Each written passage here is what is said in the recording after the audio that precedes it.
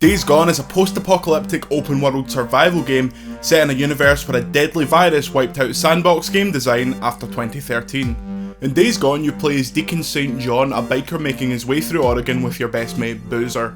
You're a drifter, you used to be part of a biker gang, you had a wife, but that's all gone after a mysterious virus turned half the population into the type of gurning freak you see in Union Street at 5 in the morning. The setup to the game is interesting, the warring politics of the different camps, the ambiguity over the event itself, and the relationship between yourself and Boozer. Unfortunately, this breaks down when you begin to do missions. Days Gone's primary missions are so uninspired that I literally felt myself falling asleep during the 40th walk somewhere slowly and talk to this character moment. These missions are unforgivably dull. For some unknown reason, they decided that stealth missions that instantly fail upon discovery would be a good way to convey the game's most interesting plot thread. You literally have to sneak up to a helicopter, plant a device, then listen to exposition so many times that I was able to break it by just running past the enemies before they had the chance to get into position.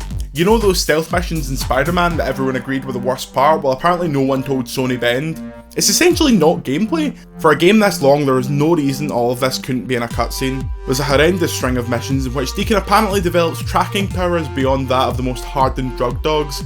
These involve you going up to a pile of blood, sniffing it and following some footsteps. If that sounds dull, it's because it is. There's just very little spectacle to any of the missions. The story missions just feel like side missions that were arbitrarily given the status of being more important. So much so that later in the game, they just give up and start assigning story progress through random side missions. It's like they forgot that open world games like these aren't just about drawing a massive map and randomly scattering 5-minute events across it. The open world itself is extremely by the numbers. There are camps that you can do missions for. These each have a few vendors and 1 or 2 characters, but they feel really lifeless. When in something like Red Dead 2, you felt as though when you weren't there, the characters still led a life that didn't revolve around selling you ammo. These characters are like bad animatronics.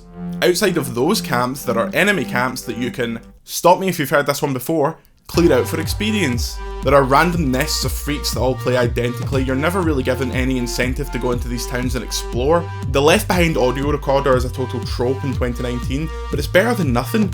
There is a few of those in very specific locations, but there's a severe lack of environmental storytelling throughout the rest of the world.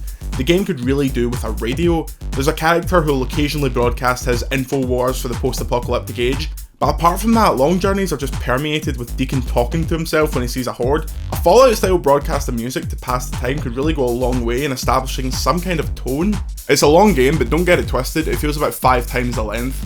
Slow main missions are padded by a structure that will often have you riding out to a location across the map to do one thing and then riding all the way back to turn the mission in. The lion's share of the game is built around this war against the Rippers, a load of zealot skinheads that get their kicks from taking a cheese grater to their face.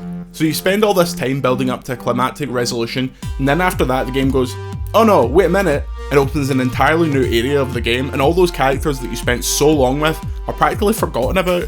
I couldn't believe how much more of the game I had to play when I thought I was about to finish it, and the game doesn't just overstay its welcome. By the time it actually wraps up, you're begging for it to crawl away. Speaking of crawling, let's talk about how badly this game runs. Not only does it make my PS4 Pro sound like it's going to blast into orbit, the frame rate is awful, regularly slowing to a PowerPoint speed, especially when travelling on the bike. The bike is basically the only original thing about the game. It serves as your mode of transport and you can earn upgrades at various camps across the world, although gaining access to these upgrades requires spending more time doing the game's formulaic side missions than any normal person would. You have to maintain your bike and replenish it with petrol, the latter meter emptying far too quickly, meaning the game's already dire pace is interrupted by bike maintenance. The shooting doesn't feel great, it's very weightless, the guns aren't particularly interesting and there's not a lot of them. There is a melee weapon system with some light crafting, not unlike that found in The Last of Us, and trust me, that is as close as this game gets to The Last of Us. But those weapons are fun to use and they do make mincemeat on anyone that ends up on the end of them. So what about the things you'll actually be shooting / bludgeoning? Well, the world is overrun with freaks. These zombie-like creatures are easy enough to deal with individually, but the game actually does a good job at conveying how dangerous they are in groups. If you find yourself caught out against 4 or 5 of them, you better leg it or you'll be treated to one of the game's year-long load times. The large hordes that were the staple of the early game footage are still here, but they're not as prevalent as you'd expect. You're not even forced to engage with one of them until very late into the game, although the visual of that many enemies on screen is impressive, and you'll get plenty of time to look at it, because these sequences make the frame rate start running for its life. The game does excel aesthetically, the environments are beautiful and make the extremely long bike rides a bit more enjoyable.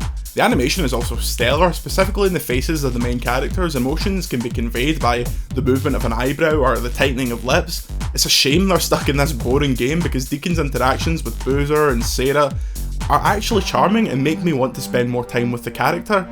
It's appropriate that a game about the undead is so completely lifeless. It's not only derivative of many better games that came before it, its missions are inexcusably boring, its shooting is imprecise and unrewarding, and its narrative, while initially interesting, is sold out for a third act that the game would be immeasurably improved without. When you start to think about how long this game has been in development, it starts to make a bit more sense.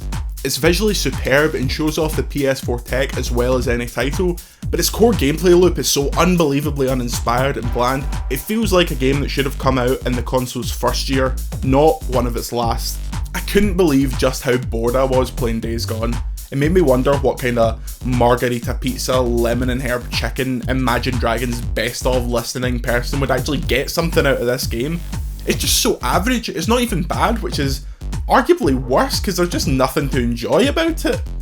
It's probably not the goal of a zombie game to have the player start to empathise with the undead towards the end, because they never made it to a future where Days Gone exists. Until next time, I'm Jordan Midler. See you later.